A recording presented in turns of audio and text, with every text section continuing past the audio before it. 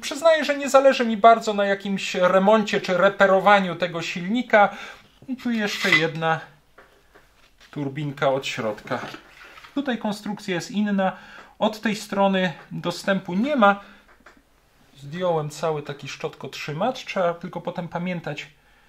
Zaraz zobaczymy. O, super. Tak wygląda wirnik. Natomiast to łożysko od strony turbiny w silniku odkurzacza Czajka jest większe.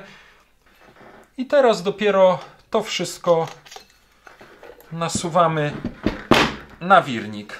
O, tutaj zakładam turbinkę, taką podkładkę dystansową dużą. Może szybciej spróbuję. O. No i teraz biorę ten drugi szczotkotrzymacz i on powinien być w ten sposób zamontowany. Jeszcze jedną, ostatnią już śrubkę w całym tym silniku. Ciągle za dużo. I na wysokość chyba, i na szerokość. No to ścieramy. Strasznie się tą szczotką węglową wybrudziłem. Dobra, no tutaj jest na szczotkach przejście.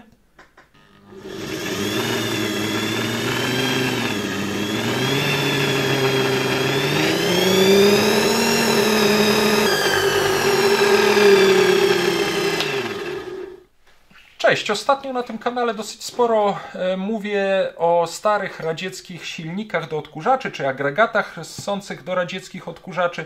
Ja wiem, że to nie jest dla wszystkich ciekawe i bardzo przepraszam tych, dla których jest to temat, powiedzmy, no mało pasjonujący, ale trochę mi zależy na tym, żeby, brzydko mówiąc, tę tematykę odhaczyć, bo mam tych silników tutaj kilka wyjętych właśnie z różnych radzieckich odkurzaczy, które chciałbym wreszcie zmontować. No a zanim je zmontuję, no to warto wykorzystać okazję i troszeczkę dokładniej poznać budowę tych silników. W jednym z ostatnich nagrań, które było poświęcone takiemu ogólnemu przeglądowi różnych typów radzieckich odkurzaczy, mówiłem trochę o fabrykach, w których te silniki były produkowane, mówiłem o ich typach, trochę o właściwościach technicznych, przynajmniej tyle, na ile udało mi się znaleźć informacje, bo jest tam ciągle kilka typów silników, które nie zostały całkowicie zidentyfikowane.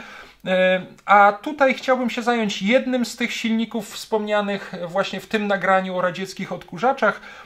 Chciałbym się zająć silnikiem typu AP600, właściwie modelem AP600 typu AWP4, wyprodukowanym przez fabrykę Mias Elektroaparat w miejscowości Mias w południowej części Uralu. To jest takie przemysłowe miasto położone zresztą w takim sąsiedztwie w cudzysłowie, jak na warunki rosyjskie, innych centrów produkcji przemysłowej, w których produkowane były elementy odkurzaczy. No, z Mias jest stosunkowo niedaleko, bo chyba około 200 km, mniej więcej tak ogólnie szacując, do Jekaterynburga, w którym, jeżeli dobrze pamiętam, powstawał cały odkurzacz Ural, z którego wyjąłem ten silnik. Jest też stosunkowo niedaleko, myślę, że nie więcej niż 300 km albo coś koło tego, do miejscowości Ufa, w której produkowano m.in. pokazywane już w jednym z poprzednich nagrań silniki do odkurzaczy Rakieta, zwłaszcza do tych nowszych modeli odkurzacza Rakieta. Zresztą w Ufie produkowano też te nowsze modele Rakiety od gdzieś mniej więcej końca lat 70. chyba. Gdzieś w okolicy, nie wiem, 400-500 km, co jak na warunki rosyjskie nie jest jakąś zawrotną odległością, jest położony Perm, gdzie również produkowano, zdaje się, jeżeli dobrze pamiętam, radzieckie pompy wody Kama, którą też już pokazywałem w jednym z poprzednich nagrań. No jest tam kilka jeszcze innych miast, które są w jakiś sposób związane z historią i produkcją starych urządzeń gospodarstwa domowego z czasów radzieckich, ale myślę, że o historii tej fabryki w Mias Elektroaparat dzisiaj nie będę opowiadał. To już jest tak w skrócie opowiedziane w tym filmie o radzieckich silnikach. Jest to też opisane w katalogu radzieckich silników, który staram się tak powolutku jakoś tam skomponować czy spisać i w kawałkach zamieszczam go na tym kanale. Myślę, że też w opisie tego nagrania zamieszczę link do tego katalogu. Natomiast tak jak powiedziałem, dzisiaj chciałbym wykorzystać okazję, że ciągle mam ten silnik wyjęty z odkurzacza Ural i chciałbym go troszeczkę bardziej rozkręcić. Nie wiem, otworzyć tutaj turbinę, może rozkręcić też tę część pokrywę komutatora, może obejrzeć jego łożyska, może wyjąć wirnik. No zobaczymy. Przyznaję, że nie zależy mi bardzo na jakimś remoncie czy reperowaniu tego silnika. Bardziej zależy mi raczej na obejrzeniu jego konstrukcji i zmontowaniu go w takim w miarę oryginalnym stanie. Jeżeli nie będą tutaj bardzo uszkodzone łożyska, to zostawię je takie, jakie są, aczkolwiek one, jak zaraz usłyszycie, bo na chwilkę włączymy ten silnik, no niestety są już bardzo głośne. Coś tutaj trze, coś tutaj chodzi w tym silniku bardzo głośno, ale tak jak powiedziałem, to jest raczej taki eksponat do demonstracji konstrukcji starych radzieckich urządzeń, więc no niekoniecznie zależy mi na tym, żeby na przykład wymieniać w nim łożyska na jakieś współczesne, tak jak robiłem to niedawno w tym silniku odkurzacza Czajka, który zresztą nadal wymaga wymiany wirnika. Ale bardzo chętnie chciałbym przynajmniej zobaczyć, jakie łożyska się tutaj znajdują, ewentualnie nasmarować je. No zobaczymy. Ok, żeby nie przedłużać, na chwilkę podłączyłem już ten silnik tutaj do przewodu, zaraz podłączę go przez regulator napięcia do prądu, zobaczymy, jak on działa. Na pewno są tutaj do wymiany i zrobimy to też od razu dzisiaj szczotki. One są w ogóle w dwóch różnych rozmiarach tutaj założone, są już bardzo starte, także no, trzeba je na pewno wymienić. Myślę, że uda mi się jakoś tam dobrać mniej więcej troszkę lepiej pasujące niż te, które są teraz. Zobaczymy, czy to wpłynie na pracę tego silnika, ale najpierw zobaczmy sobie, jak on w tej chwili działa. Tutaj już mam przewód podłączony, tak jak powiedziałem, podłączam go sobie do regulatora, zmniejszam napięcie i zaraz zobaczymy.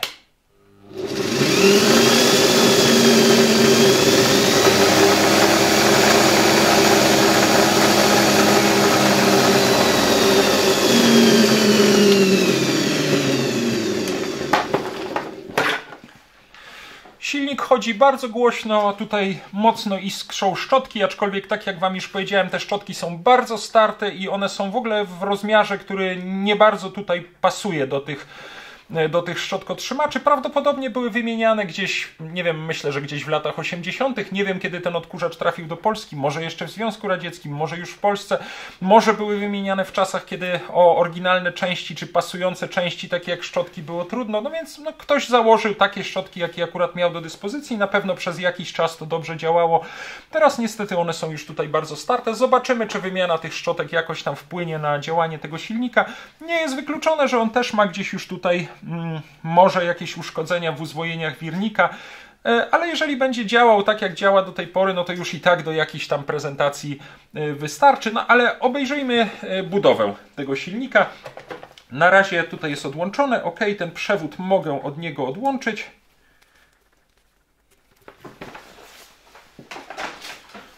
Ok, i zaraz spróbujemy powolutku ten silnik rozmontować. Może zacznę od demontażu tutaj tej pokrywy łożyska.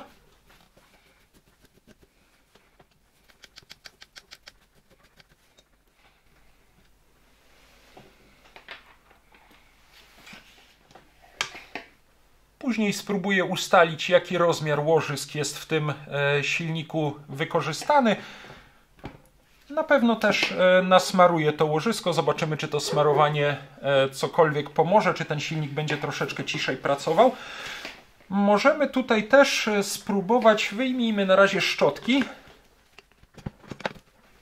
Tutaj te kapselki dosyć mocno siedzą, a ja w dodatku mam zmarznięte ręce, bo jest u mnie w warsztacie jeszcze dosyć chłodno. Ok. No zobaczymy, zaraz też zajmiemy się wymianą tych szczotek. O, tutaj łatwiej wychodzi. Tak jak mówiłem i jak już patrzyliśmy w poprzednich nagraniach, to są dwie szczotki troszeczkę innych rozmiarów i no ta, powiedzmy, może jeszcze by mogła działać, no tak, ta już jest bardzo starta. Zastanawiam się, czy odkręcać te szczotkotrzymacze. W sumie chyba nie ma sensu, bo to nam i tak niewiele tutaj da i tak niewiele więcej zobaczymy, chyba że będziemy odkręcać te śruby trzymające tę górną część silnika, no to wtedy faktycznie trzeba będzie odkręcić tutaj te szczotkotrzymacze, żeby dostać się do tych śrub, ale zobaczymy, czy to w ogóle będzie miało sens, czy jest to konieczne. Natomiast spróbuję odkręcić tutaj tę obudowę turbiny. Ja nawet już przez pomyłkę podczas demontażu odkurzacza Ural zacząłem już jedną z tych śrub wykręcać, bo myślałem, że jest to konieczne do odkręcenia go od obudowy odkurzacza. Okazało się, że wcale nie, bo on jest tutaj za koniec tych śrub przykręcony. Widać to na nagraniu o odkurzaczu Ural. Link do tego nagrania zamieszczę na końcu i zresztą niedługo będę robił kolejne nagranie poświęcone montażowi całego tego odkurzacza Ural, w którym znajdował się ten silnik. Przy okazji chciałem też przypomnieć, że bardzo podobny silnik, nie wiem czy dokładnie tego samego typu, bo jeszcze go nie wyjmowałem, ale w każdym razie bardzo podobny silnik widzieliśmy też w odkurzaczu Saturnas 2 z 1974 roku, jeżeli dobrze pamiętam. Jest ten odkurzacz także pokazany w nagraniu silniki radzieckich odkurzaczy. Można to tam zobaczyć i w nim znajduje się chyba dokładnie ten sam model silnika.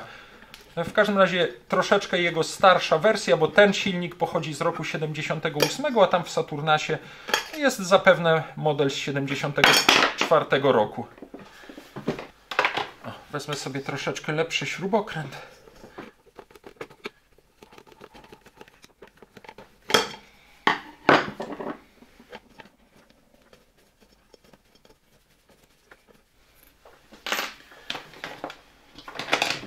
Może szybciej pójdzie wkrętarką.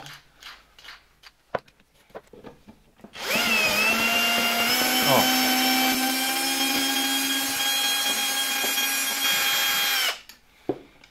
Zdecydowanie szybciej.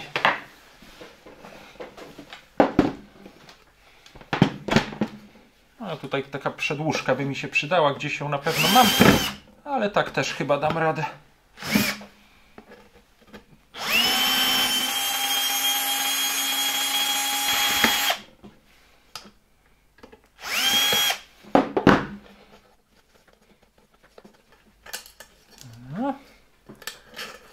Podkładka. Zobaczmy. Tutaj mam pokrywę turbiny z taką malutką uszczelką. No i tutaj mamy turbinkę. Tutaj mamy dyfuzor nieruchomy. Pewnie pod spodem znajduje się jeszcze jedna turbinka. Zaraz to zobaczymy. Spróbuję odkręcić teraz tę nakrętkę. 13, tak. Teoretycznie powinienem tutaj przytrzymać zawiernik. Chyba się da. Tu jest chyba takie wycięcie, w które wydaje mi się, że powinienem być w stanie włożyć śrubokręt. Nie. Nie, ono jest troszeczkę za krótkie chyba. Nie włożę tu śrubokrętu.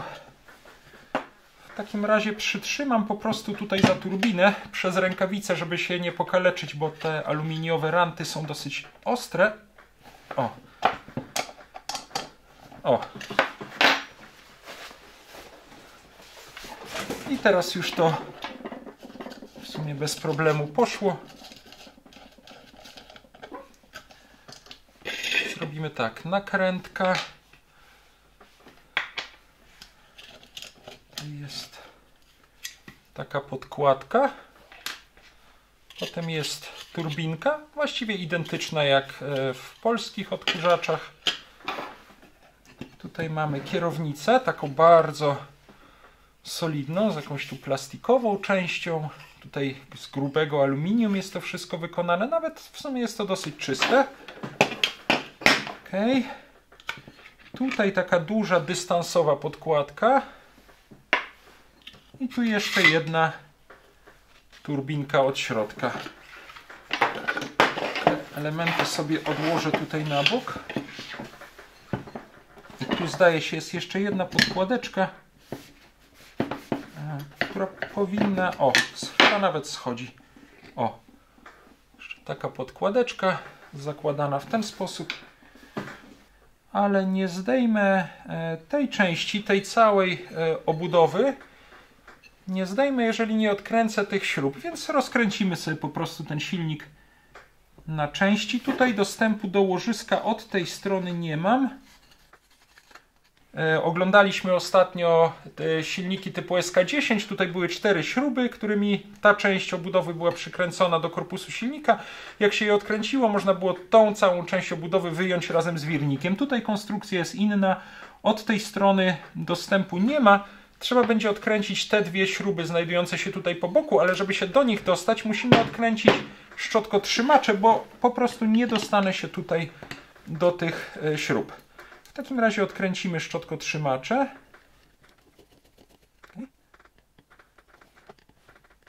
No, tutaj jest zamalowana ta nakrętka i przyznaję, że mam z nią mały problem.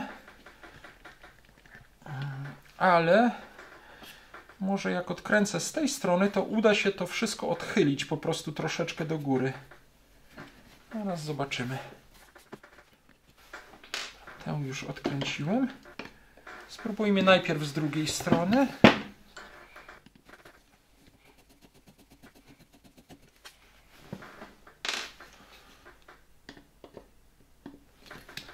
O, tu bez problemu.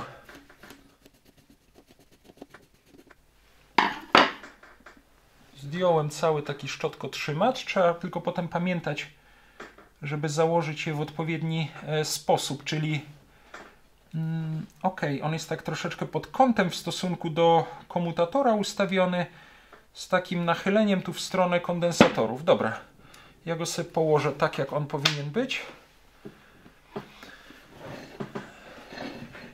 A ten z kolei z tej strony jest odchylony od kondensatorów. Dobra. Tylko niestety, czy uda mi się tutaj tę śrubę odkręcić?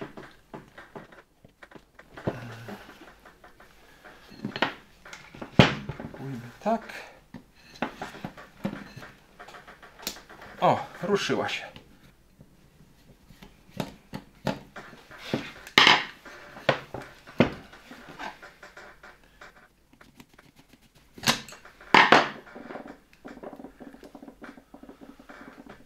Czyli tak, patrząc tutaj ode mnie, od strony kondensatora, ten szczotkotrzymacz jest odchylony w tę stronę, w stronę napisu, a ten drugi, jak odkręcę silnik, będzie pochylony tutaj w stronę kondensatora i w odwrotnym kierunku do napisu. Dobra, połóżmy go sobie.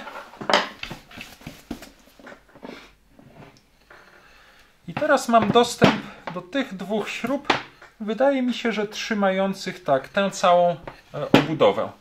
Zobaczmy. Tutaj szczotki mogą sobie na przewodach wisieć. O. Bez problemu chyba się to wszystko wykręca.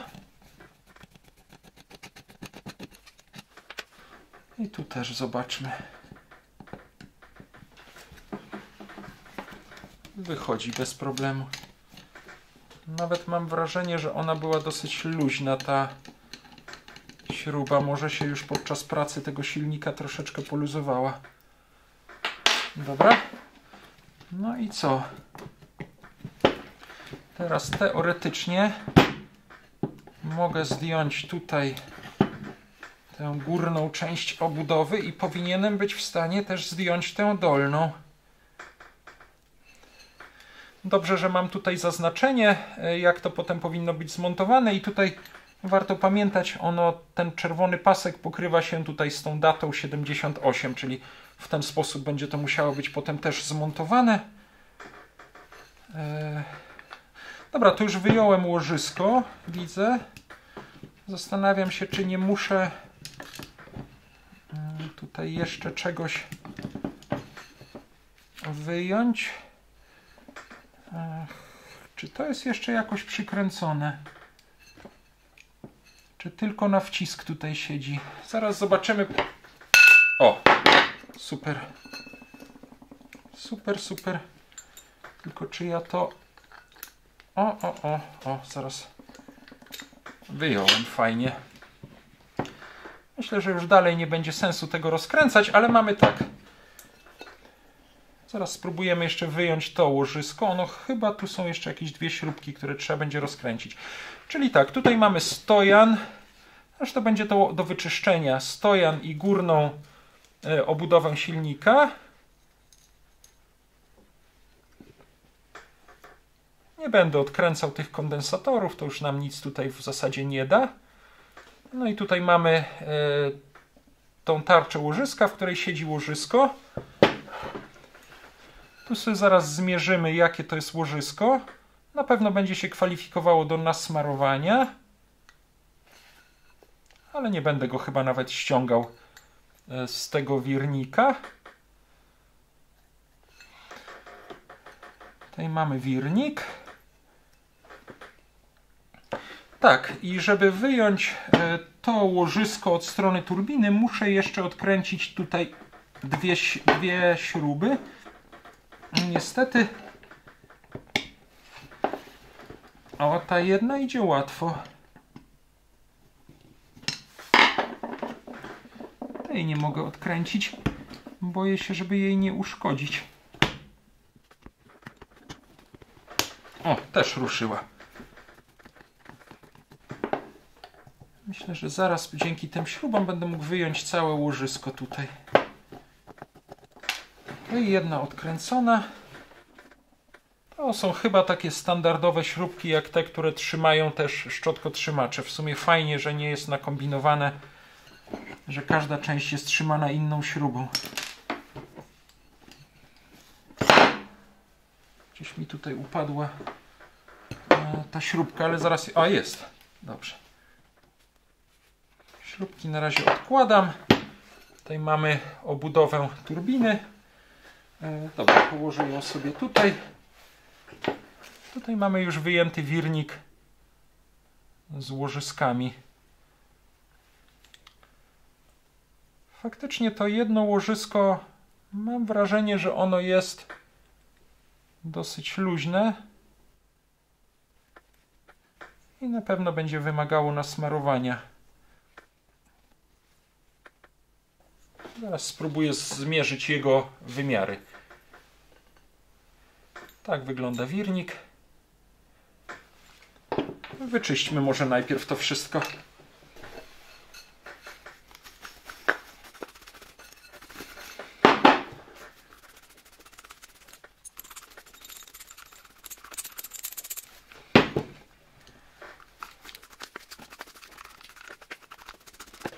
Na pewno warto będzie tutaj wszystko przetrzeć.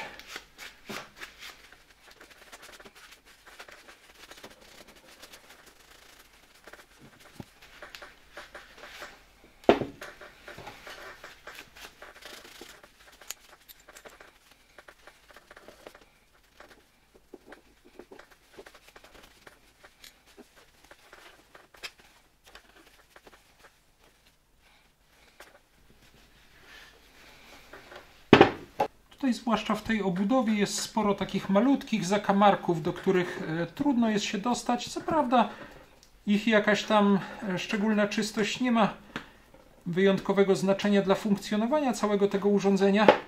No ale skoro już czyścimy ten silnik, to postaram się tutaj jakieś resztki pyłu, chyba smaru też z łożyska wyczyścić, żeby było to jakoś tam w miarę czyste. Tutaj w tej turbinie są jeszcze, w tej obudowie turbiny są takie dwie malutkie podkładeczki pod łożyskiem, to trzeba o tym pamiętać, wyjmując je, żeby po prostu nie wypadły i żeby ich nie zgubić. Ja je też oczywiście przetrę.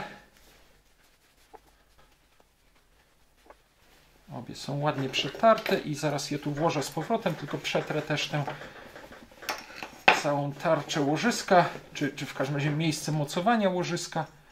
O, podkładki mogę tutaj włożyć z powrotem. Nawet już powoli jest to dosyć czyste. Jeszcze może wełną stalową przetrę całą tą zewnętrzną część obudowy. Będzie po prostu ładniej wyglądała. Ale możemy to zrobić też już po zmontowaniu, jak będę miał czyste ręce, bo tak to zaraz to i tak wybrudzę. Dobra, od tej strony obudowa jest już całkiem ładna. Tutaj w sumie też nie ma sensu tego jakoś bardziej polerować. To jest czyste. Tutaj uszczelka. Tak ona była. Ok. Te turbinki są czyste, nie są pozatykane. Zdarzały mi się czasem odkurzacze, którymi ktoś odkurzał gładź, jakiś cement, pył i to wszystko było wtedy kompletnie zapchane. Tutaj nie jest.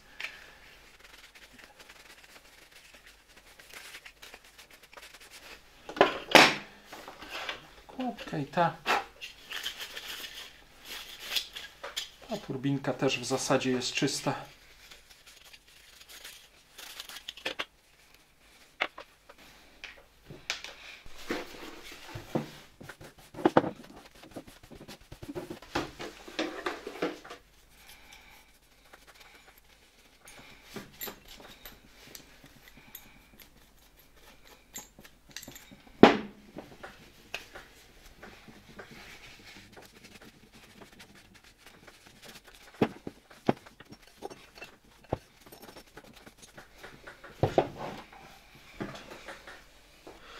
Silnik mam już tutaj ładnie wyczyszczony i rozłożony. Chciałbym teraz wykorzystać okazję, żeby zmierzyć łożysko.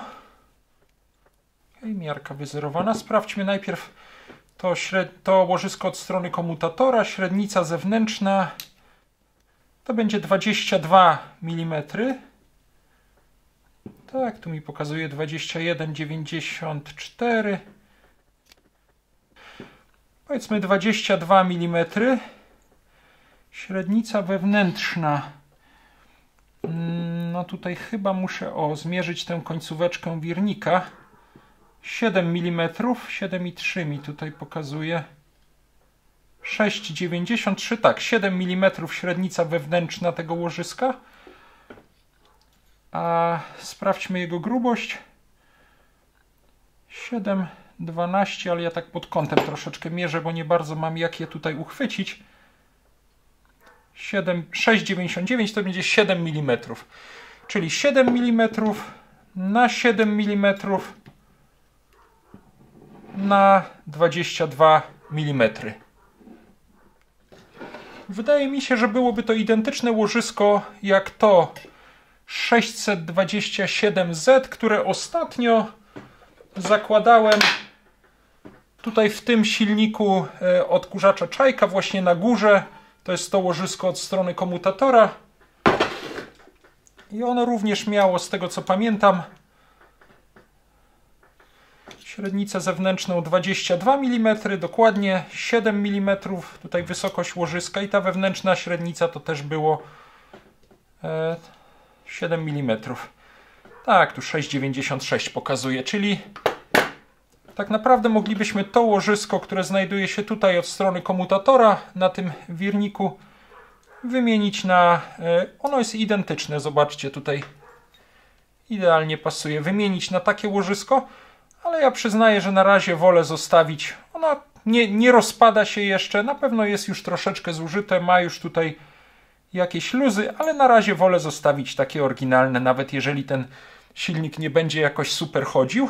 A zobaczmy teraz to łożysko tutaj od strony turbiny. Ono, mam wrażenie, że ma tutaj znacznie większe luzy.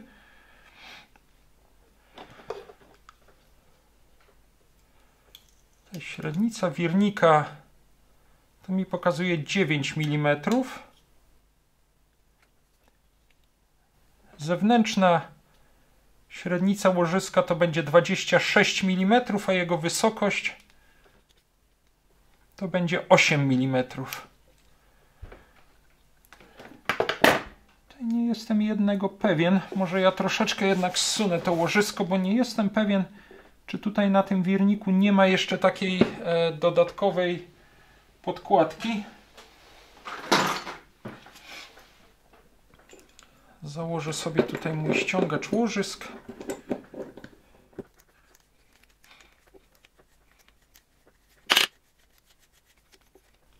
Tutaj wkręcam w wirnik. Nawet jest przewidziane miejsce na taką końcóweczkę. O, nawet nie potrzebuję tej dźwigni. Bardzo ładnie łożysko schodzi. O, chyba już je teraz zdejmę. Tak. Może nawet zaraz zobaczymy, może tu będzie jakieś oznaczenie na nim. Sprawdźmy jego wewnętrzną średnicę. 9 mm. Czyli 9 wewnętrzna średnica, 26 zewnętrzna średnica i wysokość 8 mm. Jeszcze możemy wirnik sprawdzić. Tak, to będzie 9 mm tutaj średnica wirnika. I wyczyszczę jeszcze to łożysko, zobaczymy, czy są na nim jakieś oznaczenia. Wyczyściłem to łożysko, przyjrzałem mu się troszeczkę. Tutaj jest napis USSR i jest typ łożyska 60029. To jest łożysko, które odpowiada tym dostępnym dzisiaj bez problemu. Można je kupić na portalach aukcyjnych. Łożyska typu 629 o wymiarach właśnie 9 mm tutaj średnica wewnętrzna, 26 mm średnica zewnętrzna i 8 mm wysokość łożyska. Ja mam dosyć podobne łożyska typu 6000Z czy 2Z, które montowałem ostatnio, nie wiem, chyba w silniku SK10 i one są zewnętrznie takie same, 26 mm średnica zewnętrzna, 8 mm wysokość tego łożyska, ale tutaj wewnętrzną średnicę mają 10 mm, to ma 9 mm, czyli nie mógłbym tego łożyska wymienić. Ja zamówię sobie oczywiście to łożysko 629, ale wiecie co, nie będę go wymieniał, zostawię tutaj to oryginalne, stare, radzieckie łożysko. Ono co prawda ma tutaj znaczne luzy już, więc no, myślę, że to jest właśnie przyczyną tego głośnego takiego klekotania, głośnej pracy tego silnika, ale na razie je posmaruję i zostawię tutaj. Jeżeli będzie trzeba, no to już widzieliśmy, że ten silnik się dosyć szybko i łatwo rozkręca, to je wymienię, no ale na razie będę miał takie oryginalne. Natomiast tutaj jest jeszcze napis na tym łożysku, może warto na to też zwrócić uwagę, chociaż mówiłem już o tym też podczas wymiany łożysk w silniku odkurzacza Czajka. 4GPZ i to jest oznaczenie 4. państwowego zakładu łożysk, to był po rosyjsku 4. Государственный подшипниковый zawod. To była fabryka, która w 1941 roku po ewakuacji w związku ze zbliżającym się frontem moskiewskich zakładów łożyskowych do ówczesnego miasta Kujbyszew nad Wołgą, to jest dzisiejsza Samara, właśnie tam powstała ta 4. państwowa fabryka łożyskowa i do dzisiaj w Samarze istnieje taka, no nie wiem, będąca jej spadkobiercą 4. samarska fabryka łożysk. Ale tu mamy oryginalne radzieckie, czy z czasów radzieckich pochodzące łożysko właśnie z tej fabryki wtedy jeszcze w Kujbyszewie, bo dopiero chyba po rozpadzie Związku Radzieckiego przywrócono nazwę miasta Samara. Dobra, ja to łożysko sobie tutaj z powrotem nałożę. Posmaruję tylko wirnik. Może tak będzie to ładnie widać. I tutaj przyniosłem sobie dla porównania też stare, oryginalne łożysko od odkurzacza Czajka i to łożysko 627 znajdujące się od strony komutatora by pasowało. Natomiast to łożysko od strony turbiny w silniku odkurzacza Czajka jest większe. Ono ma średnicę zewnętrzną 28, a nie 26 mm, a tu średnicę wewnętrzną ma chyba 10 mm, jeżeli dobrze pamiętam, tak, a ten ma 9. Czyli te stare radzieckie łożyska nie mogłyby być tutaj po tej stronie wymienione. Te sobie od Czajki odkładam. Tutaj, tak jak już powiedziałem, łożysko 629 pasowałoby, jeżeli chcielibyśmy je zmieniać, a tutaj od strony komutatora pasowałoby łożysko 627. Wkładamy je tutaj. O, ładnie weszło. Teraz spokojnie przykręcamy tę osłonkę łożyska. W sumie fajny patent z tą osłonką trzymającą łożysko. Ok. I teraz dopiero to wszystko nasuwamy na wirnik. O, i całkiem fajnie to siedzi. Tutaj no niestety to łożysko ma spore luzy i w związku z tym ten silnik będzie hałasował. Myślę, że może jednak przy jakiejś innej okazji je wymienimy. Dobra, teraz chyba możemy już założyć tutaj całą tą obudowę wraz ze stojanem. Tak jak patrzyłem przy demontażu, ta czerwona kreseczka powinna znajdować się tutaj, gdzie data na obudowie. O, dokładnie tak. Nawet się to jakoś tam fajnie spasowało. I teraz przykręcimy tutaj te dwie śruby przed montażem szczotkotrzymaczy, bo jak będą zamontowane szczotkotrzymacze, to nie będzie dostępu do tych śrub. Mam tutaj takie dwie grubsze śruby. Muszę wcelować nimi o tutaj. Jedna i druga. I mocno dokręcam. Najpierw troszkę jedną, teraz troszkę drugą.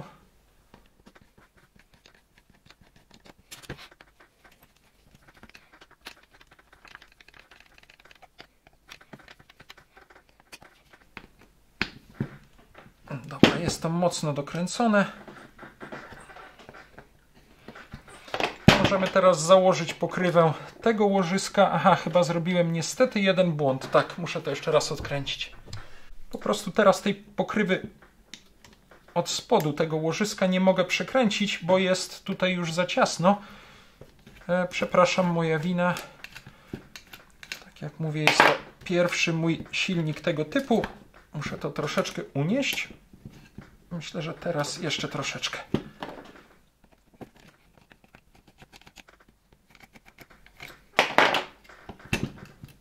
O, dobra. Musi być tak, żeby tutaj ta dolna pokrywa łożyska, żeby te otworki zbiegały się z tymi tutaj. No teraz mogę dopiero wszystko skręcać. Warto takie wpadki pokazać, żeby o nich pamiętać na drugi raz. Teraz już tutaj wszystko się ładnie schodzi. Śruby mogę dokręcać. Cała ta obudowa silnika też się tutaj w miarę ładnie chyba łączy ze sobą.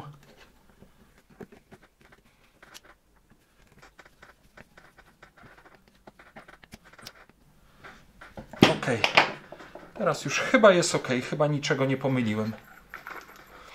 Dobra, nasmarujmy też może to górne łożysko.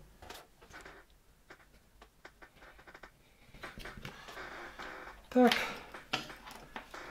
I załóżmy na niego tę pokrywę z taką sprężynką i ona musi tutaj, te śrubki muszą się wkręcać o właśnie tutaj w tą dolną część.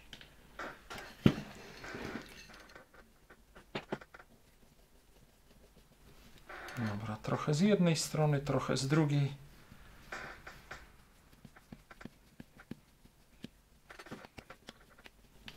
One tam wchodzą do pewnego momentu i po prostu już dalej się nie dokręcają. Myślę teraz, że zanim zajmiemy się montażem szczotkotrzymaczy i szczotek, zmontujmy tutaj cały ten zespół ssący. Tutaj zakładam taką małą podkładeczkę na koniec wirnika od strony pokrywy turbiny. Tutaj zakładam turbinkę, taką podkładkę dystansową dużą. Teraz zakładam tutaj kierownicę. Okay. Zakładam drugą turbinkę. Zakładam taką stożkową podkładeczkę. No i na to idzie nakrętka. I teraz nakrętkę teoretycznie kluczem 13 powinienem tutaj mocno przykręcić. Nie bardzo mam jak złapać za wirnik czy za koniec wirnika, no więc złapię tutaj za turbinę, chociaż to chyba nie jest najlepsze rozwiązanie, bo można ją jakoś tam wygiąć. To jest jednak cienki aluminium. Ale okej. Myślę, że stosunkowo mocno dokręciłem tutaj tę turbinę. przy takim obracaniu troszkę słychać hałas tych luzów tutaj w łożysku od strony turbiny. Dobra, i możemy teraz założyć też tę całą obudowę. Nie jestem pewien, czy to ma jakieś znaczenie, jak ona jest założona. Chyba nie. W sensie w jak jest przekręcona. I biorę sobie tutaj śrubę. Ok, tak sobie na razie leciutko wkręcę te 4 śruby. Te śruby są takie bardzo długie, bo one, przypominam, tutaj służą jeszcze do zamontowania całego tego silnika. Potem w obudowie odkurzacza, to sobie potem obejrzymy, montując już ten odkurzacz Ural. Dobra, i może znowu posłużę się moją wkrętareczką. Teraz w drugą stronę.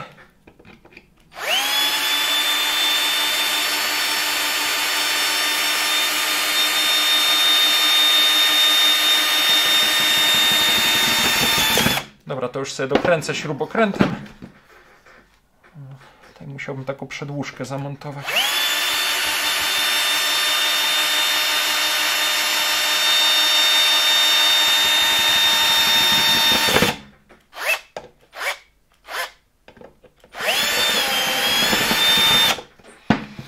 Ok, dużo szybciej to idzie niż kręcenie śrubokrętem takich długich śrub.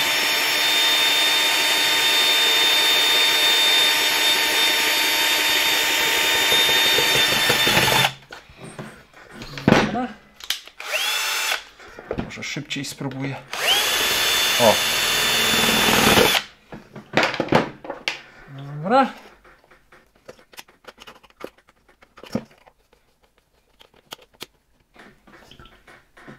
Mocno przekręcona. Dobra, mocno. Też mocno.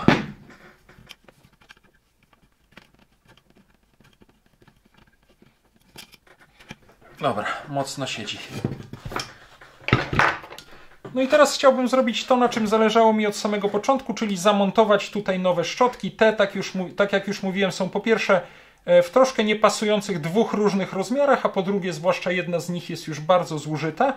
No ale żeby zamontować nowe szczotki, to najpierw zamontujmy te szczotkotrzymacze, które trzeba było odkręcić, żeby przykręcić te śruby. Nawiasem mówiąc, sprawdzę jeszcze, czy na pewno one się tutaj dobrze trzymają, tak?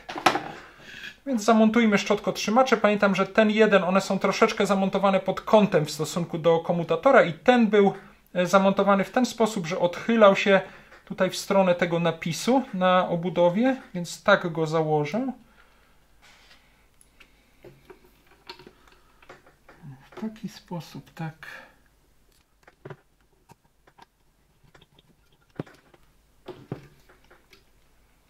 Tutaj druga śruba.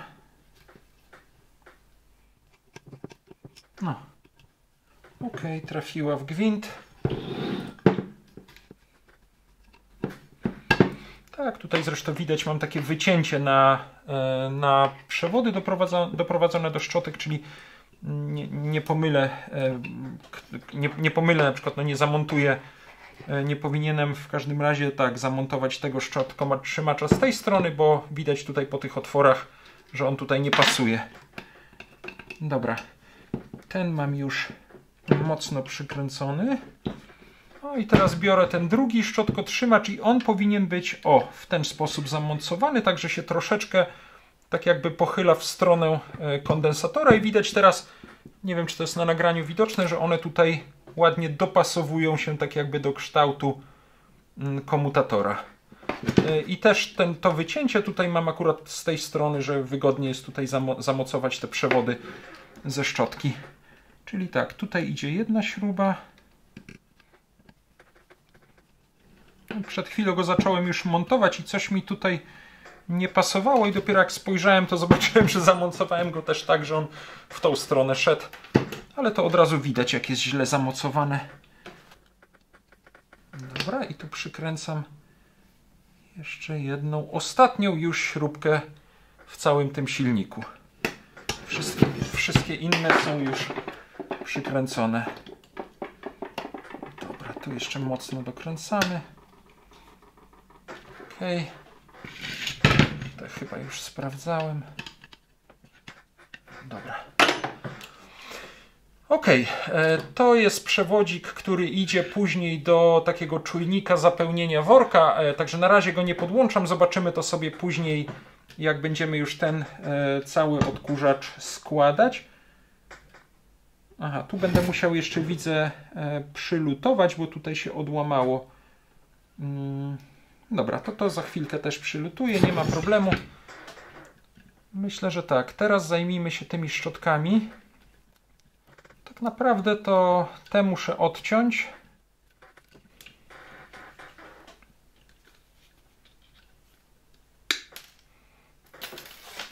Sprężynki będą chyba potrzebne, chyba że wykorzystamy te od nowych szczotek. Tutaj drugą szczotkę. Tak, one ewidentnie tam ma jakiś... Ewidentnie były wymieniane kiedyś na dwie różne, zupełnie innych rozmiarów szczotki. Ta ma jakiś taki bardzo, bardzo gruby. Zobaczcie tutaj przewód. Ta ma taki cieniutki.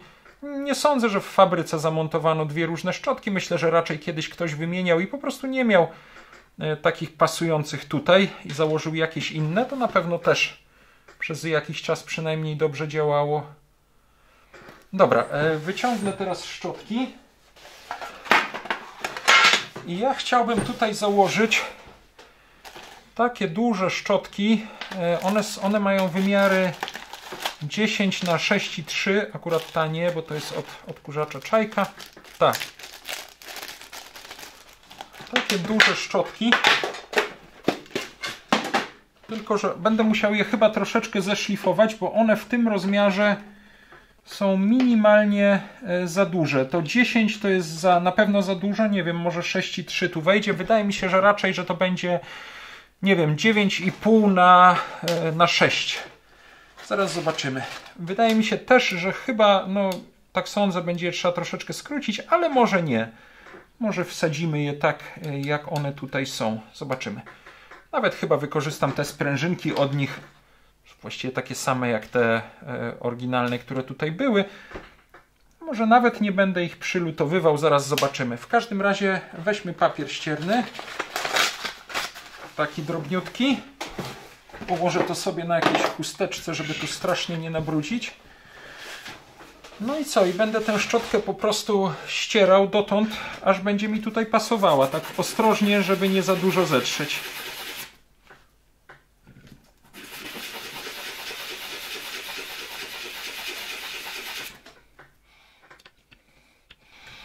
No dobra, i z boku też muszę ją ścierać. Te 6,3 to jest zdecydowanie dla niej za dużo.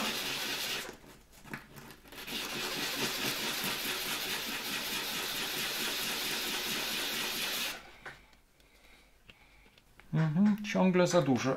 I na wysokość chyba, i na szerokość. No to ścieramy.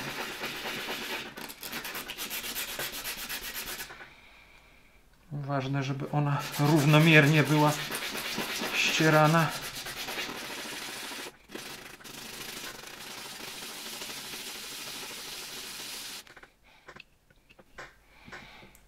No już tutaj tak jakby powolutku zaczynała wchodzić.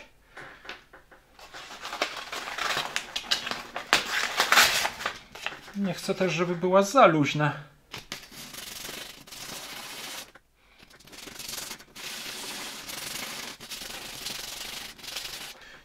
W sumie całkiem w porównaniu z tą drugą, no już troszkę z niej jednak starłem.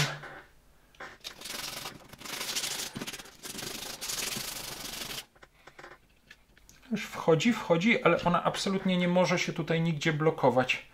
Jeszcze tutaj od strony tej sprężynki troszeczkę bardziej muszę popracować.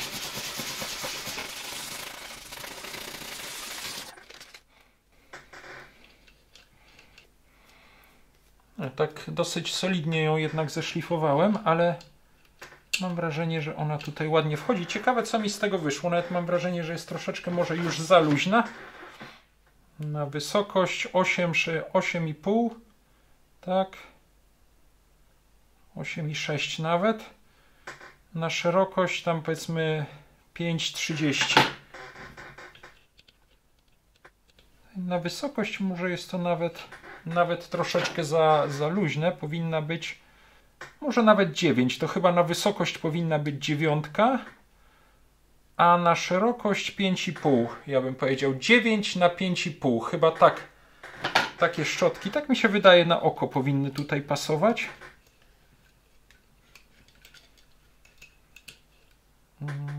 Ciekawe, czy to mi tutaj wejdzie z tą sprężynką. No tak. Ona jeszcze, prawdę mówiąc, powinna być tutaj w odpowiedni sposób do komutatora dopasowana. Wezmę sobie na przykład rączkę śrubokręta. O, i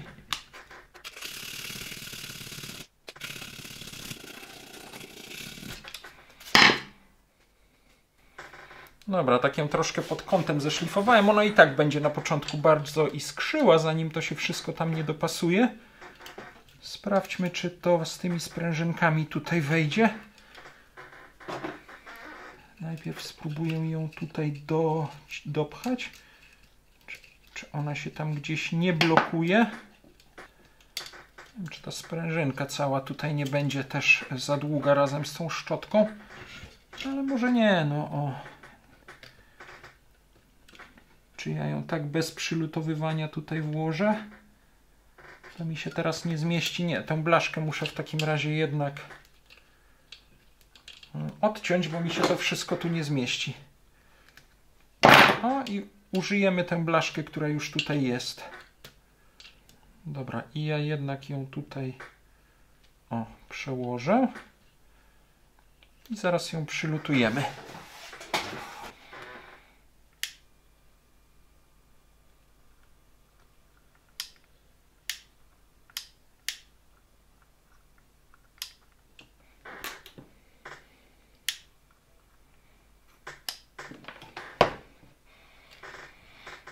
O, już się całkiem ładnie to trzyma. Szczotka jest przylutowana. Możemy ją pod odpowiednim kątem tak tutaj włożyć. Włożyć sprężynkę do środka. Niech ta szczotka tam ładnie dojdzie do komutatora. Aha, tę blaszkę musimy tak troszeczkę dogiąć, bo ona tu wchodzi do środka. Dobra. O, w ten sposób bardziej.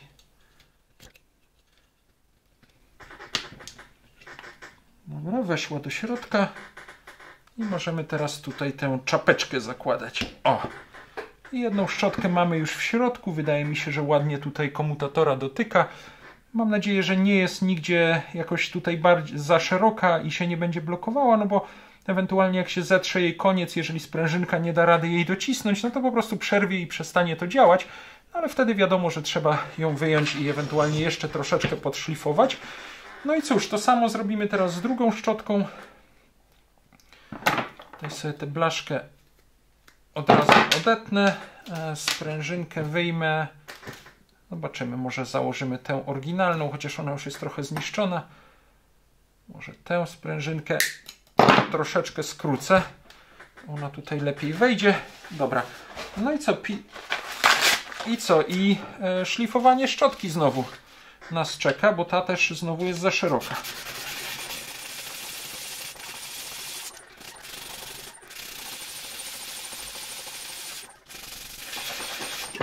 Dobra, teraz poszło to już troszeczkę szybciej, od razu też tutaj tak pod kątem ją trochę zeszlifowałem.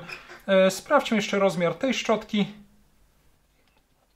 Tutaj mam troszeczkę powyżej 9, no 9,30 na 5 mniej więcej. Tutaj mam 5,16. Powiedziałbym, że 9 na 5 tutaj chyba te szczotki najlepiej wchodzą. Ta jest całkiem ok. I ładnie tutaj komutatora też dotyka. I myślę, że już mogę ją tak zostawić. No 9 na 5, 9 na 5,5, może 9,5 na 5,5 to jest maksymalna. Nie, 9,5 nie. Ja bym powiedział, że 9 na 5,5 może. 9 na 5,5, w razie czego troszeczkę jeszcze te 5,5 trzeba zeszlifować, ale te 9 na 5,5 to chyba jest fabryczny wymiar tych szczotek. Można to kiedyś gdzieś sprawdzić na stronie producenta. Spróbuję zobaczyć, czy te wymiary, które tak na oko tutaj ustaliłem, rzeczywiście będą pasowały. Strasznie się tą szczotką węglową wybrudziłem. Może ja to wszystko tutaj wyrzucę i zaraz przylutujemy tę szczotkę. No, już mam tutaj ładnie wyczyszczone, nawet jakoś troszeczkę częściowo domyłem ręce, więc przylutujmy. Moment.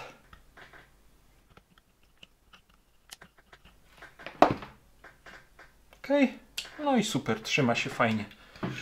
Dobra, mamy tutaj szczotkę przylutowaną. Zaraz jeszcze lutownicy nie chowam, tylko musimy ją tak włożyć, żeby tutaj ładnie pod tym kątem dotykała komutatora. Wchodzi fajnie. Sprężynka za nią tutaj wchodzi, czy nie? Czy ona jest troszkę za szeroka? Nie, no kurczę, chyba wchodzi. Trzeba ją tu troszkę dopchnąć. Te blaszki tutaj trzeba dogiąć. Tak, żeby one też weszły do środka. Czy tu szczotka? Tak, dotyka komutatora. Dobra. Tutaj weszła. Zamykamy kapselek.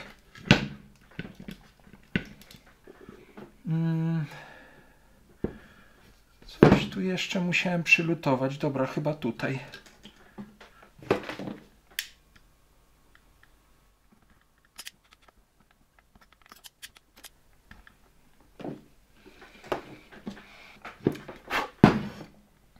Dobra, wszystko się trzyma. Ten przewodzik, jak powiedziałem, później będzie podłączony do czujnika zapełnienia pojemnika na kurz. Jeżeli o niczym nie zapomniałem, to myślę, że możemy zaraz zrobić próbę tego silnika. Sprawdźmy jeszcze po tej wymianie szczotek i rozkręcaniu silnika, czy tutaj faktycznie wszystko funkcjonuje. Dobra, no tutaj jest na szczotkach przejście. Tutaj jakiegoś przejścia na obudowę nie ma. Powinno teoretycznie działać. Podłączę w takim razie przewód.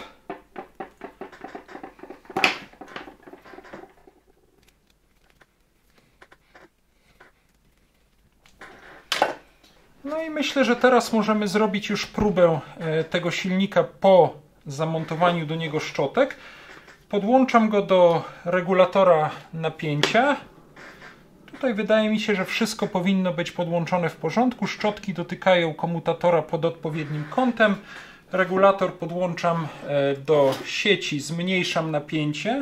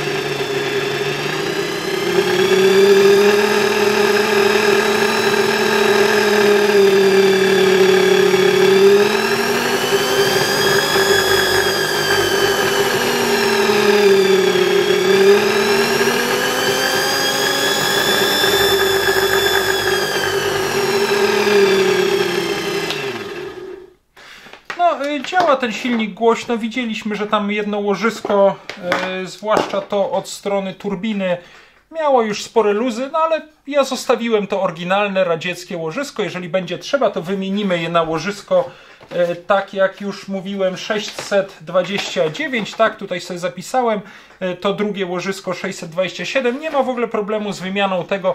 Obejrzeliśmy sobie dzisiaj cały proces ewentualnej wymiany tych łożysk. Ja na razie cieszę się, że zostały tutaj oryginalne łożyska i ta wymiana szczotek też mam wrażenie, że jednak poprawiła pracę tego silnika. On działa troszeczkę sprawniej. Także jeszcze trzeba troszeczkę go, nie wiem, może na małym napięciu zostawić, żeby te szczotki się tutaj ładnie dopasowały do komutatora. Ja je tak trochę na oko pod kątem doszlifowałem, ale generalnie jestem z tego przeglądu tego silnika zadowolony. Przypominam, to nie miała być naprawa, ten silnik nie miał po tym dzisiejszym przeglądzie działać idealnie. Chodziło po prostu o to, żeby zobaczyć konstrukcję tego radzieckiego silnika AP600 typu AWP-4 z fabryki Mias Elektroaparat w mieście Mias. Silnika montowanego w wielu radzieckich odkurzaczach. Ten akurat pochodzi z odkurzacza Ural, wyprodukowanego w Jekaterynburgu, zresztą wcale nie tak daleko od Mias, w roku 1978 i z takim silnikiem spotkamy się też już niedługo podczas przeglądu odkurzacza Saturnas II, chyba z roku 1974, bo tam zdaje się, że bardzo podobny typ silnika się znajduje. A jeżeli chcecie się dowiedzieć więcej o innych typach radzieckich silników, a nie oglądaliście innych nagrań na moim kanale, to na pewno jest tam zrobione niedawno nagranie właśnie o różnych typach radzieckich silników, w odkurzaczach Rakieta, w odkurzaczach Czajka i link do tego nagrania zamieszczę na końcu tego nagrania, a zdjęcia, które dzisiaj wykonałem przy okazji dzisiejszego przeglądu, zamieszczę też w naszym takim niedużym katalogu radzieckich silników i link do niego też, czy przynajmniej do aktualnej wersji tego katalogu, postaram się zamieścić w opisie tego nagrania. Także bardzo Wam za ten dzisiejszy przegląd silnika AP600 typu AWP-4 z Mias, z zakładów Mias Elektroaparat dziękuję, a w kolejnych nagraniach myślę, że wezmę się za wreszcie zamontowanie tego silnika w odkurzaczu Ural i to na pewno będzie temat oddzielnego odcinka. Dzisiaj sam ten przegląd silnika zajął nam, myślę, że sporo czasu, ale chyba warto było poznać budowę tego bądź co bądź ciekawego starego radzieckiego urządzenia. Jeszcze raz dzięki, cześć i do zobaczenia następnym razem.